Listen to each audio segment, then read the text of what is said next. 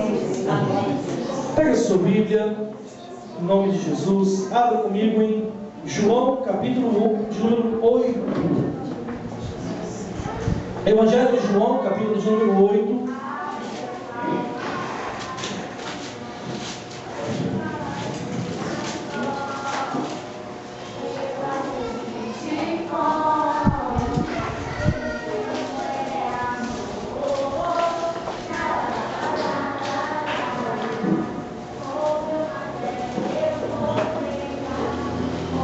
Eu gostaria nessa noite de falar a respeito de grandes verdades da Bíblia.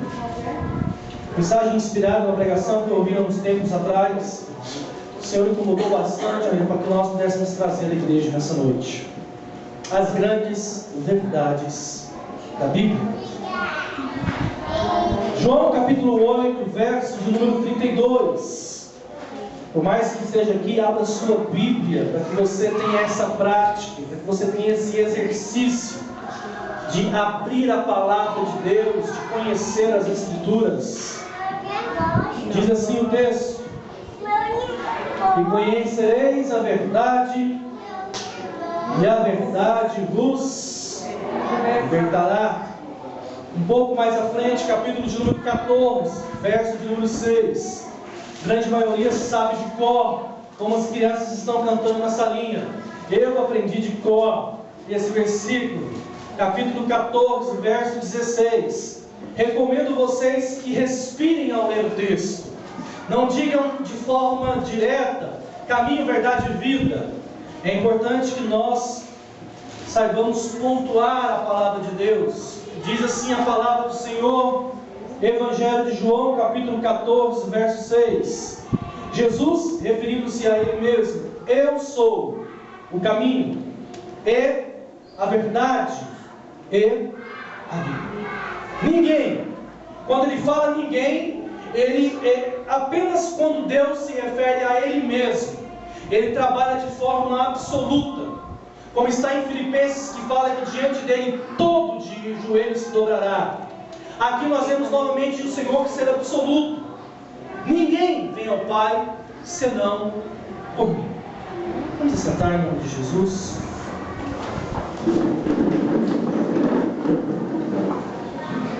Deixa sua Bíblia aberta. Você vai precisar usá-la essa noite. Hoje pela manhã, na escola dominical, não podemos deixar de falar a respeito dela. Estamos aí finalizando o estudo de Apocalipse, indo para o final. Nós já introduzimos o assunto que iremos falar nessa noite, a respeito das grandes verdades da palavra. Muito tem me incomodado. Eu gostaria que você pudesse receber essa mensagem nessa noite com bastante singeleza de coração, como diz o texto, que um coração quebrantado e contrito diante da presença de Deus não despreza, ou seja, Deus recebe, Deus aceita. Que nessa noite você igualmente pudesse se colocar nessa postura, com um espírito de mansidão. Uma pessoa mansa não é uma pessoa tola, não é uma pessoa que não tem posicionamento, mas é uma pessoa que, mesmo tendo a oportunidade de negar e de relutar, no entanto ele se aquieta. E nós devemos ter essa postura diante do Espírito Santo de Deus. Por mais que o que você esteja vendo nessa noite seja um homem, reconhecidamente um homem cheio de falhas, nós queremos que por meio do Espírito Santo, a palavra revelada, ela é adicionada do rema de Deus, de vida de Deus, e ela pode mudar as nossas vidas. Então receba, como Paulo certa vez em suas cartas diz, que eles receberam como sendo palavra vinda do próprio Deus. Nessa noite eu exorto você, irmão e irmã, com amor no Senhor, para que você igualmente receba essa palavra como vindo do seu Pai, como sendo uma palavra vinda para a sua vida, como sendo uma palavra que Deus preparou para que você permanecesse nele, como diz em João, salvo engano, capítulo 14: se vocês permanecerem em mim e as minhas palavras permanecerem em vós, pedirei o que quiserdes, e isso vos será feito. Amém? As grandes verdades da Bíblia. E eu quero dizer uma grande verdade para você nessa noite: que Deus, Ele é bom. Deus é bom. Eu posso ouvir um amém, mesmo que forçado? Agora vamos tentar fazer isso de forma natural. Deus é bom. Aleluia. Será que o segundo foi natural? Deixa eu falar. Deus é bom. Agora eu vou falar uma outra grande verdade da Bíblia: Deus é justo. Olha, esse eu acho que a pessoa deu aquela pensada assim: isso vai doer, amém. Oh, aleluias. E eu queria falar a respeito disso, de alguns atributos de Deus. Pastor, que palavra difícil, atributo. Isso não deveria ser dado numa escola em vez de ir no púlpito. Mas os atributos de Deus revelam quem é Deus nas nossas vidas.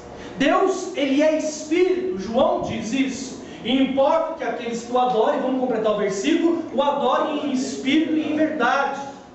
Mas quando Deus decide se manifestar, como está em Romanos, diz assim que Deus, nós conhecemos a Deus porque Ele se manifestou, porque Ele se revelou. E quando Deus Ele se manifesta, Ele traz então algumas questões que são tipicamente humanas para que a gente possa compreender, para que a gente possa entender a respeito dele.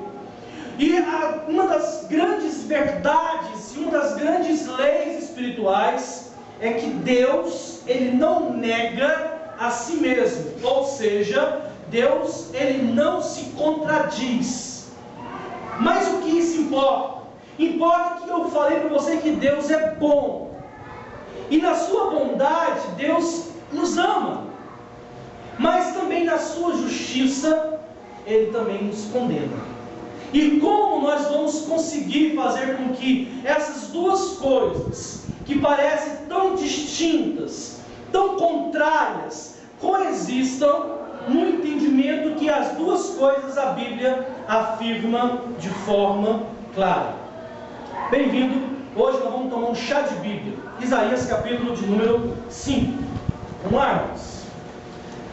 Se a escola bíblica, se você não vem à escola bíblica vem até você, em nome de Jesus. Vou falar de Maomé aqui, não convém. Isaías capítulo de número 5. Deus é justo e santo. Ele não pode fazer algo que viola os seus próprios atributos.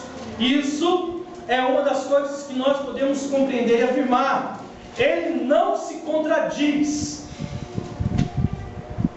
Seria uma ideia, irmãos, no mínimo terrível, imaginar que o universo foi criado por um Deus essencialmente mau. Imagina vocês todas as coisas que foram criadas. Quando nós temos a revelação de Deus no Apocalipse, nós vemos Deus sentado aonde? No alto e sublime trono. Já foi lá pertinho de Isaías 5, no 6. Num alto e sublime trono. Irmão, se você não lembra da palavra, lembra pelo menos daquele grupo lá de Belo Horizonte, diante do trono. Estamos assentados, Deus está assentado. E essa figura que se assenta no trono, o trono está no centro do céu, ali, no centro do altar, dá o entendimento de que o trono não está vazio. Se o trono não está vazio, alguém está sentado sobre ele. E se alguém se assenta no trono, é alguém que está em ação. Que ação é essa? De governo. O trono não está vazio. O Senhor da glória, o Rei dos reis, o Senhor de todos os senhores, está sentado lá. E Ele está governando não apenas as nossas vidas e esse mundo, por mais que Ele tenha dado esse mundo aos homens, mas também governando a história. Um Deus que não fica inerte à história. Isaías 5, verso de número 16. Alguém com uma voz bem eloquente, bem bonita, lê para a gente Isaías 5, 16.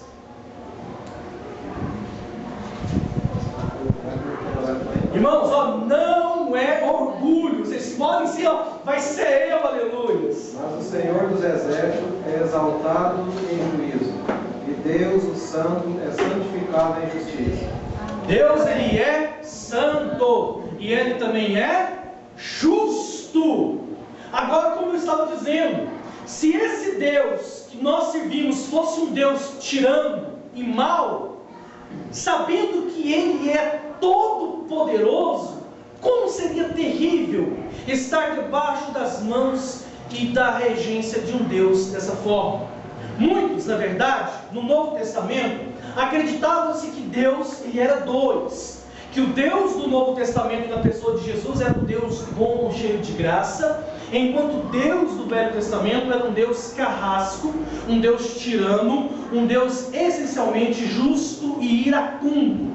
As duas visões são totalmente erradas. A Bíblia diz: ouve, ó Israel, o Senhor teu Deus é o único Deus. Existe apenas um Deus. Direto eu falo com o pessoal do Ministério de Louvor: não podemos ministrar dizendo nosso Deus é um Deus bom, porque Ele não é um Deus, como se existissem vários. Os outros são deuses de ídolos mudos, que por trás dele existe sempre uma potestade maligna. Ouve, ó Israel, o Senhor Deus que nós servimos é o único Deus, único Deus, o único Deus, o qual é santo, o qual é justo, o qual não pode se contradizer. Mas nós muitas vezes não temos ideia de como servi-lo, ou o conhecemos de forma muito parcial. Lucas capítulo 18 afirma a respeito dessa bondade de Deus, né? Uma pessoa chegou até Jesus e te chamou-lhe de mestre, verso 19, Lucas 18, 19. Uma pessoa chegou até Jesus e disse sim: bom mestre. Jesus logo interrompeu dizendo: por que chamas bom? Ninguém é bom, senão um, que é Deus. Respondeu-lhe Jesus: por que me chamas bom? Ninguém é bom, senão um, que é Deus.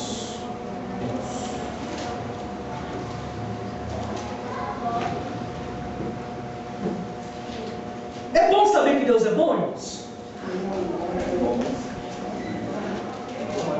É bom?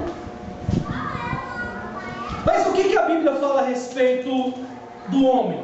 Que esse homem, ele é bom, ou que esse homem, ele é mau? Abra em Romanos capítulo 3, por favor.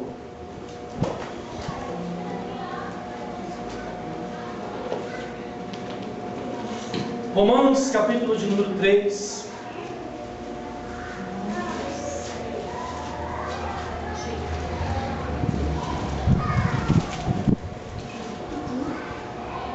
Perguntei para vocês: é bom saber que Deus é bom? E aí, bom. É muito bom saber que Deus é bom. Mas o que a Bíblia fala a respeito do ser humano em geral? Capítulo 3, verso 12. A irmã Rosana, né? Está achando ainda? Então, alguém achou? Por favor, vamos ter hoje uma pregação coparticipativa. Romanos 3, 12. Alguém lê para a gente o que a Bíblia fala a respeito do ser humano? Todos se desviaram e tornaram-se juntamente inúteis. Não há ninguém que faça o bem, não há ninguém sequer. Todos se tornaram, se fizeram inúteis, sem utilidade. Não há um sequer que faça o bem. Ou seja, quando eu falo Deus ele é bom, e eu olho para mim e eu vejo que na verdade nós não somos. A pergunta então que cabe é: o que um Deus bom faz com pessoas más como nós? O que esse Deus que é essencialmente bom faz com pessoas como nós? Nesse mesmo capítulo, no verso de número 23, ele sentencia todos os seres humanos debaixo de uma condenação, de uma sentença. Diz assim no verso 23: todos pecaram. Não diz, como eu disse para vocês, parte, diz que todos pecaram e igualmente carecem da glória de Deus. Pecamos contra Deus, pecamos contra nós mesmos, pecamos uns contra os outros. Toda a criação, na verdade, clama pela nossa condenação. Porque não há um sequer que faça o bem. Fomos todos sentenciados debaixo da lei da condenação. Todos pecaram. E por causa disso carecem da glória de Deus. Se Deus é bom, mas também Ele é, lemos lá em Isaías 5, justo. Tudo bem, Deus é bom, nós não somos. Se Deus é bom e nós não somos, e Ele é justo, o que Ele deve fazer conosco? Se Deus é justo e Ele é bom e nós não somos, o que Ele deve fazer conosco? Julgar. A irmã está ali, ó. Julgar. Mas o julgamento já vem com a sentença estabelecida. Agora, se Deus é santo, como Ele é, não estou falando sina condicional, então vamos mudar a forma. Sendo Deus santo, melhorou, né? Mas claro, como nós vamos entender que Ele estabelece uma comunhão conosco, somos maus e pecadores? Se Ele assim fizer, Ele deixa de ser santo. Se Deus é justo, e na verdade apenas nos perdoa os nossos erros, fechamos seus olhos pelo nosso erro, para o nosso ato de justiça, Ele deixa de ser justo. Porque o ato de justiça é dar a cada um o que ele merece. E se Deus não nos der o que nós merecemos, Ele deixa de ser justo. E Deus não se contradiz. Ele é bom, Ele é santo e Ele é justo. Ele é bom e Ele é bom e Ele é santo e Ele é justo. Deus, Ele não perdoa. Se Deus perdoar o ímpio, como eu disse para vocês, Ele deixa de ser justo. Não precisam abrir, até porque no livro de Números não é muito legal de achar, mas lá em Números capítulo 14 diz assim: o Senhor é longânimo e grande em misericórdia, que perdoa a iniquidade e a transgressão, ainda que não inocente o culpado, e visita a iniquidade dos pais e dos filhos até a terceira geração. Não esqueçam de ler esse texto e ler também a bondade, tá? Enquanto a culpa e a transgressão é até a terceira, se não me engano, em quarta, a longanimidade e as bênçãos e a bondade é até qual geração? Se não me engano, é 1000, não é? Alguma coisa assim. Números 14, verso de número 18. Peraí, irmãos, isso aqui, tá? A resposta para tudo isso, conforme foi antecedido, se encontra na cruz do Senhor. Aleluia. Na cruz de Cristo. Se Deus é justo, irmãos, sendo Deus justo, Ele tem que condenar o pecado, não tem? Se Deus, Ele sendo amor, ouçam isso, Ele envia, se tornando homem, envia o seu Filho.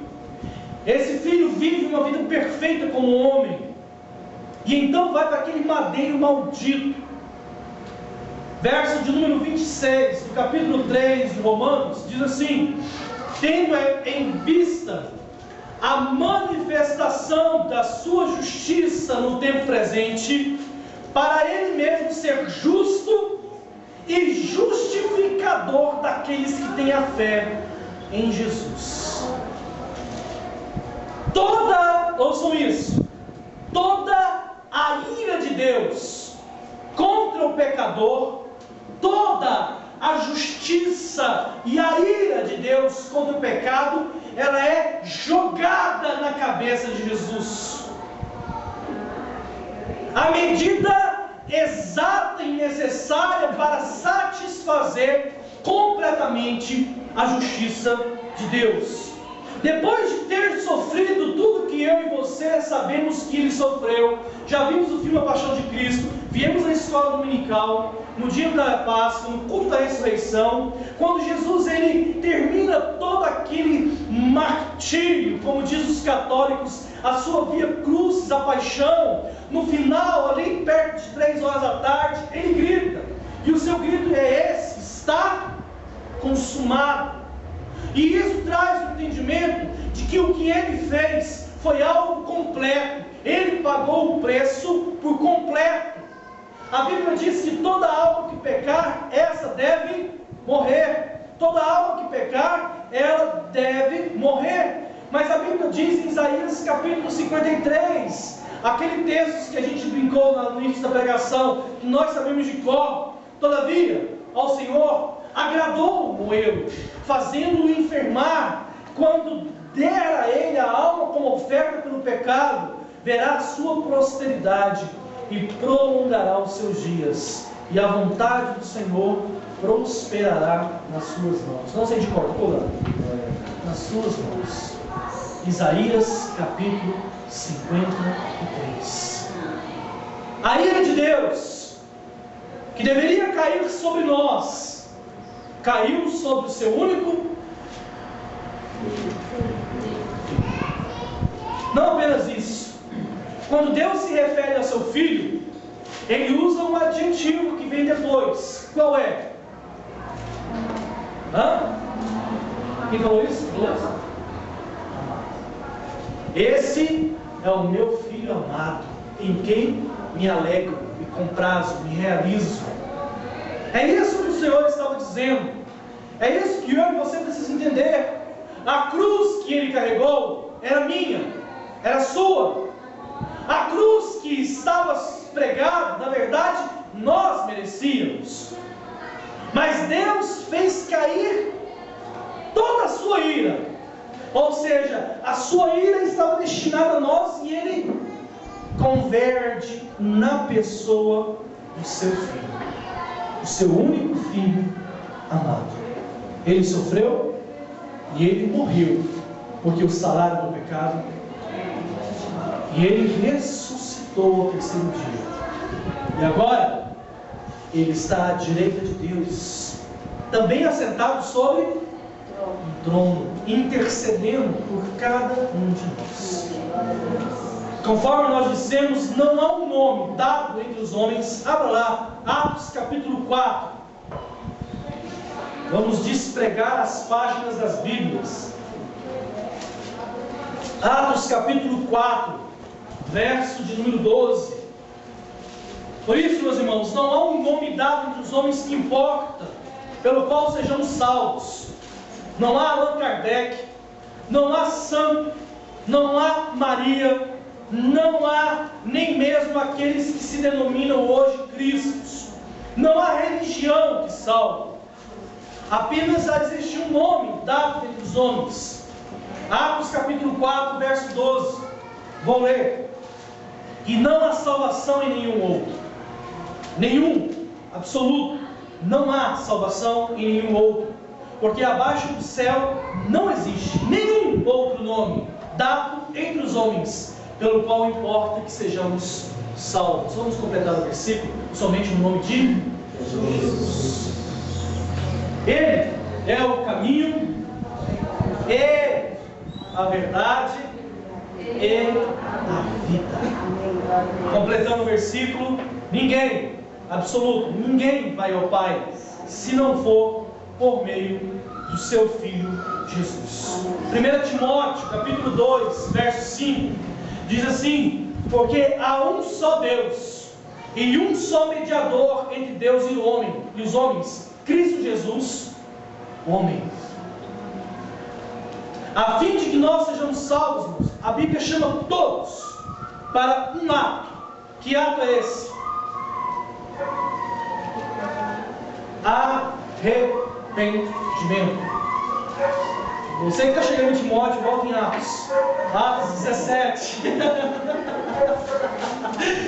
Timóteo não é difícil, ele é tão pequenininho que a gente passa para um lado, passa para o outro, ele está lá no meio. Vamos lá, Atos 17. Oh, glória a Deus.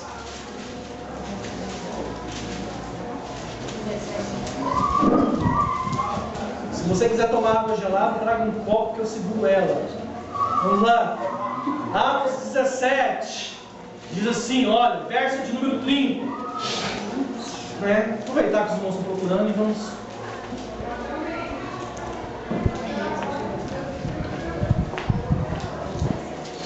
Atos capítulo 17, verso de número 30. Como eu estava dizendo, a fim de que sejam salvos, a Bíblia chama todos os homens. todos os homens que se arrependam e que creiam no Evangelho. Diz assim o texto: ora, não levou Deus em conta os tempos da ignorância. Agora, porém, notifica aos homens que todos, em toda a parte, se arrependam. Se você já teve algum problema com a justiça, você já recebeu uma notificação judicial. Exatamente. Vocês todos receberão daqui uns dias uma notificação que irá ser pregada aqui em público, para que você venha no culto de quarta-feira, no dia 2 de maio, a fim de aprovar o estatuto da igreja. De acordo com a lei do Código Civil, vamos abrir esse parênteses, é necessário que seja editado um edital público, que não precisa ser pregado em jornal, mas precisa estar em um local de circulação pública, para que todos vejam e falem: eu não me lembrei, ou eu não sabia. Então todos já estão publicamente notificados. Dia 2, culto dos obreiros, a igreja toda, a Assembleia Geral, para a aprovação do estatuto. Voltando para a palavra, Deus notifica, a Bíblia notifica. A Bíblia está aqui gritando, chamando, clamando, proclamando a todos os homens de toda parte que eles se arrependam. A grande palavra de ordem desse momento é isso. O que significa se arrepender? Pense nisso. Romanos capítulo 12 fala a respeito de que nós não devíamos nos conformar com o presente século, mas nós devemos promover, buscar algo chamado a renovação da mente. O original grego traz uma palavra chamada metanoia, da qual vem essa questão de metamorfose, de transformação. A Bíblia traz esse entendimento. Quando nós falamos em arrependimento, nós falamos a respeito de mudança de mente. Isso de forma superficial e de forma literal. Mas quando nós estamos falando e proclamando a todos que se arrependam, nós não estamos falando a respeito apenas de uma vontade, de um pensamento, o qual a nossa cultura claramente, diretamente entende. Quando estamos falando de mudança de mente, mente na Bíblia ou coração, está falando de um lugar no ser humano, ouçam isso, que é o centro do controle da vontade do ser humano, aquilo que nos move, é o centro do controle das nossas vontades, das nossas emoções, do nosso intelecto, o processo que nos leva a tomar decisão. Quando fala sobre arrependimento, está falando que esse lugar, aonde nos leva a tomar decisões, que nos leva, que nos motiva e que nos move, isso deve ser mudado, isso precisa passar por uma metamorfose, isso precisa falar por uma transformação. Aquele que se arrepende, ele muda a forma de pensar. E um exemplo claro sobre isso encontra-se no Atos capítulo 13. Vocês não precisam abrir, porque eu vou falar de forma subjetiva. Um homem chamado Paulo, que vem de uma cidade chamada Tarso. A Bíblia diz que ele, ainda chamado Saulo, ele está ali no caminho de Damasco e ele tem um encontro com Jesus. Paulo pegou autorização, cartas para perseguir a igreja, não porque ele estava no comando ou sendo mandado por alguém, mas porque Paulo acreditava verdadeiramente que Jesus era o maior blasfemo que já existiu. Paulo acreditava que aquele grupo de pessoas que seguiam a Cristo eram verdadeiramente um risco para a palavra de Deus, para a fé dele. Paulo estava fazendo algo que ele acreditava que era verdade. Paulo estava buscando e perseguindo porque ele acreditava que aqueles homens que seguiam a Cristo, eles eram hereges, eles participavam de uma seita. Mas aquele homem teve um encontro com Jesus. E eu já disse isso por várias vezes aqui na igreja. É impossível que alguém tenha tido um encontro verdadeiro com Cristo, e a sua vida não tenha mudado. Paulo encontrou com Jesus, o seu pensamento mudou, a forma e a realidade que ele vivia, ele compreendeu que era totalmente errada. Paulo, a partir do momento que tem um encontro com Jesus, outra hora ele imaginava que era, como eu disse, um blasfemo, alguém que blasfemava sobre Deus. Ele agora reconhecia que naquele homem estava se cumprindo a promessa de Deus do Messias. Paulo reconhecia que diante dele estava o Messias de Deus prometido. Arrepender, irmãos, é perceber que todo o nosso pensamento e a nossa visão sobre a realidade estava errada. Tem um brinquedinho novo na salinha, depois eu quero aprender, batata quente, né? Batata assada, não sei. Mas eu olhei e falei, eu quero brincar com isso ainda. Né? Se eu e você compreender que toda a nossa forma de pensar sobre a vida, sobre o mundo, está errada, isso nos deixa com uma batata quente enorme nas mãos. O que isso vai me levar a fazer? O que isso vai me levar a tomar decisão? Eu preciso então mudar a forma de ver, mudar a forma de pensar. Eu preciso me arrepender, eu preciso ser transformado. A minha visão a respeito de Deus tem que mudar, a respeito de quem Ele é, a respeito de quem eu sou, a respeito do que Jesus fez por mim.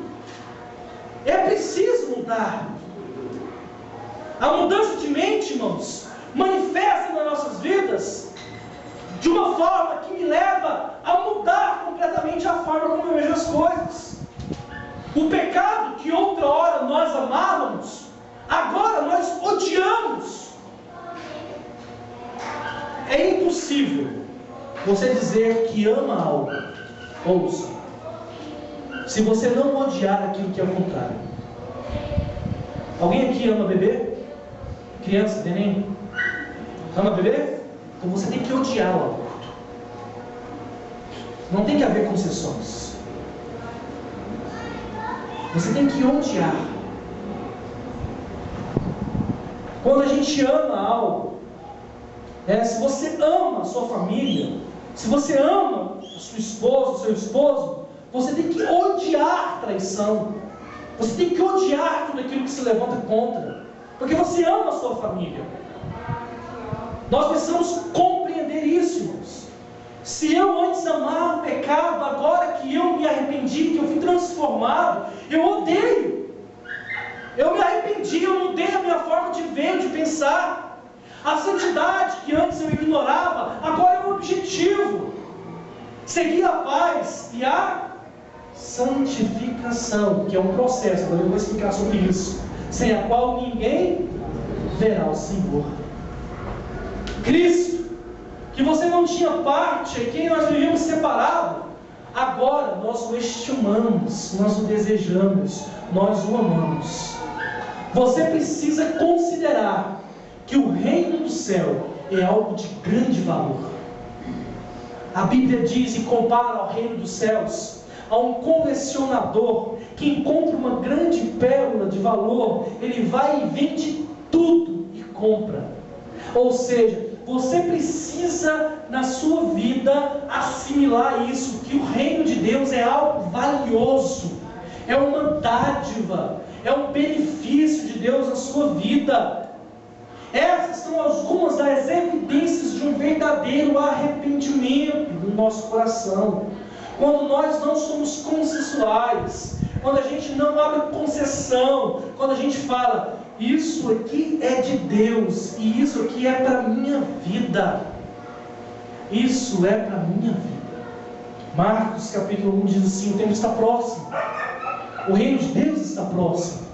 Por isso, arrependei-vos e crede no Evangelho. Nós precisamos reconhecer que existe uma esperança. Que existe uma esperança na revelação e na pessoa de Cristo.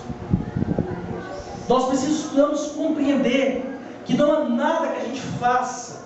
Abra lá em Efésios capítulo 2, enquanto eu falo. Não há nada que a gente faça que possa prover em nós algo mais ou menos.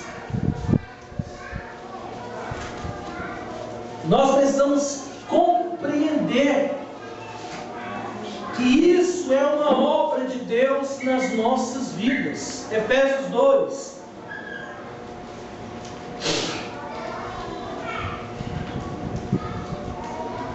Estamos acabando.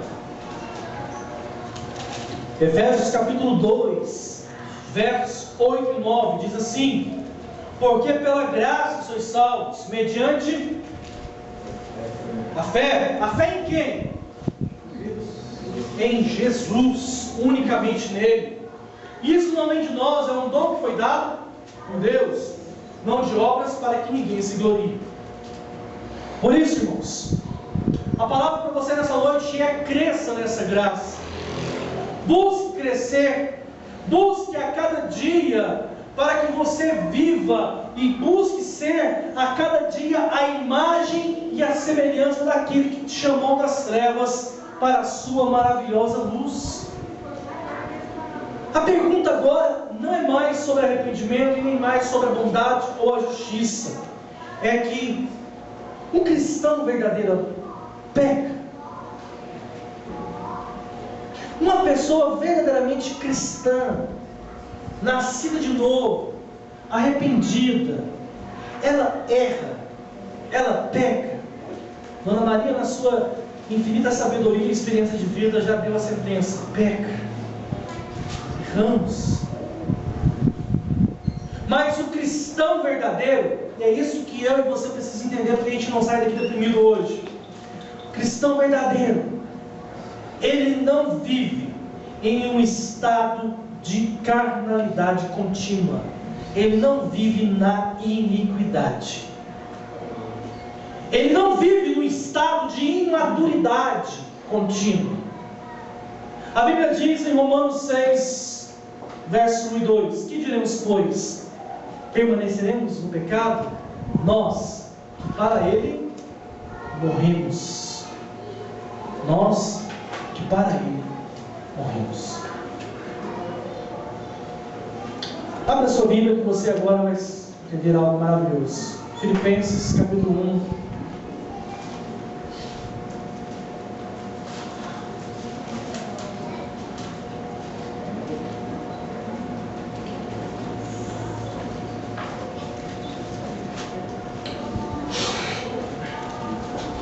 Filipenses capítulo 1, verso de número 6. Estou plenamente certo de que aquele que começou a sua boa obra, ele há de completá-la até o dia de Cristo Jesus. Quando fala, vamos refletir sobre esse texto: aquele que completou a obra aquele que começou a boa obra há de completá-la. Quer dizer que existe ainda alguma coisa a ser feita. E eu e você precisamos entender isso, que quando nós aceitamos a Jesus, Jesus nos aceita. E então todo o seu sacrifício se faz valor em nossas vidas. Então nós somos comprados. Nós fomos comprados. Se você é comprado, a sua escritura de propriedade da sua vida é entregue ao Senhor. Você não mais pertence a você, mas pertence a Ele. Você é dele. Será que a gente pode arrancar aquele amém forçado? Vamos tentar. Você pertence a Deus, você é dele. Mulheres, por favor, façam janta reforçada. É dele. Você pertence ao Senhor. E Ele te chamou das trevas, te deu um novo nome, que será revelado no céu, uma nova perspectiva de vida, uma nova esperança, um novo motivo para sonhar e para viver. E agora, uma vez salvo e pertencente a Deus, Deus vai trabalhar na sua vida. Ele vai santificar Santo, irmão, não é um puritano, aquele que tem auréola na cabeça, que não erra. A santificação, ela é um processo, ela é a transformação contínua nossa, para que a gente pareça mais a cada dia com Deus. A gente cai, a gente se arrepende, Deus nos corrige, e nós novamente somos desafiados a continuar andando. Nós caímos, Deus nos corrige, então o Senhor novamente nos coloca no trilho. Para que a gente possa entender tudo isso e arrematar, Deus é justo, e por ser justo, Ele não pode deixar o pecado impune. Deus, por ser justo, não pode simplesmente fechar os olhos para a existência do pecado. Deus, por ser santo, Ele não pode, em momento algum, compactuar. A Bíblia diz em Isaías 59, que as nossas transgressões fazem separação entre nós e o nosso Deus. Deus é justo, e por ser justo, Ele condena o pecado. Deus é santo, e por ser santo, Ele não se mistura com o pecado. Mas Deus também é amor, e Ele também é bom. E por ser amoroso e ser bondoso, Ele providenciou o meio para o qual nós pudéssemos hoje a chegar até Ele. Então, a justiça que deveria ser paga por nós, Cristo pagou a seu tempo. Por isso que nós falamos que Ele é a nossa justiça. Nós somos justificados nele, entendem isso? Deus é a nossa justiça, Ele nos justifica diante do Senhor. Quando agora o louvor cantar que Deus é a nossa justiça, você fala, eu entendo isso. Eu entendo a justiça de Deus na minha vida. Mas eu entendo também o amor sacrificial. Quem ama paga um preço.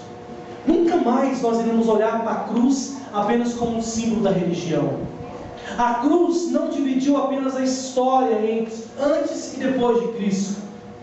A cruz divide a história das nossas vidas, em antes e depois de encontrar com Ele.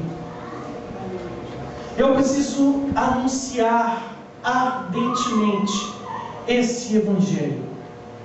Não porque se nós não o fizermos o mundo vai se perder, mas porque nós hoje compreendemos que o mundo está perdido sem Jesus. E você hoje pode se levantar, como diz em Timóteo, com intrepidez, ousadia e coragem. Coragem. Porque Deus não te deu um espírito de temor, mas um espírito de intrepidez. Você pode se levantar, como eu disse hoje na escola bíblica dominical, e dizer: Satanás, você não tem autoridade sobre a minha vida. Por mais que na sua mente acuse o pecado, por mais que na sua mente acuse o erro, sabe por que ele não tem autoridade? Sabe por que ele não tem autoridade? Na casa do Dalvinho eu só vou entrar se ele fizer o quê? Convidar. Mas, logicamente, eu só vou entrar se a porta... E quem abre, quem decide? O dono da casa. Nós não pertencemos mais a esse mundo e nem ao diabo. Nós pertencemos a Deus. Esse foi espontâneo, aleluia. O diabo não tem autoridade sobre você, sobre a sua casa, porque você não pertence a ele. Porque o preço já foi pago, e um alto preço, você hoje compreendeu. Na cruz não estava apenas a sua mentira ou a minha mentira, estava o pecado da humanidade. Sobre a cabeça de Jesus estava a sentença. Ele se fez pecado para que eu e você pudesse ser justificado. Ele morreu para que eu e você pudesse ter vida. E não apenas vida, mas vida abundante. Uma vida plena no Senhor. E é por isso que nessa noite nós te convidamos, Igreja Santa de Deus, a se levantar, não de forma específica, mas a se levantar na forma espiritual e a se posicionar como filho de Deus, deixar de lado as coisas que te impedem de avançar e avance para o Senhor. Se entregue a Ele, abrindo o seu coração, dizendo: Senhor Jesus, a minha vida é Tua, tudo que eu tenho é Teu. Eu compreendo isso hoje. Eu compreendo que o que eu sou, o que eu tenho, o que eu possuo é do Senhor. Que seja para a honra, para a glória, para o louvor do seu nome. Eu entendo que o reino não é apenas algo fictício, é algo real e vivo, do qual eu preciso mudar a minha concepção. É algo valioso, é o reino de Deus. Deus olhou para esse mundo, 7 milhões de pessoas, e disse: Maurício, você é o cara, vem aqui. E disse: Marisa, você. E foi escolhendo, e foi tirando cada um de nós do meio dessa multidão, e falou: você é meu filho, eu hoje te gerei. Pede-me, vamos completar o versículo, e eu te darei as nações por herança, e os confins da terra por possessão. Deus está com você, varão. Deus está contigo, mulher. Alegre-se na esperança, regozijai-vos na esperança de que você não é qualquer um. Não podemos tomar isso como um orgulho ignorante, não, mas nós somos especiais, sim, porque nós temos um Pai que nós claramente reconhecemos que preciso for para nos corrigir, que preciso for para nos castigar, como um pai, como eu e você faz com os nossos filhos. Mas em momento algum Ele vai fazer isso para a nossa desonra. Em momento algum Ele vai fazer isso para a nossa destruição. Ele vai fazer isso para que nós sejamos edificados, para que a gente cresça, para que a gente amadureça. Semana passada eu distribuí CDs com os irmãos. Irmãos, é para estar rodando esse CD. Fala sobre isso, maturidade cristã. Cresçamos e conheçamos e prossigamos em conhecer o Senhor, em o nome de Jesus. Eu acredito que ninguém agora tem dificuldade de compreender o amor, a justiça, a santidade e a bondade de Deus. Cada um atributo, uma característica imutável de Deus. E nós entendemos que Deus é santo, que Deus é justo, que Deus é amor, que Deus é bom. Entendemos que Ele não pode negar a si mesmo. Em nome de Jesus. Vamos orar. Vamos nos colocar de pé.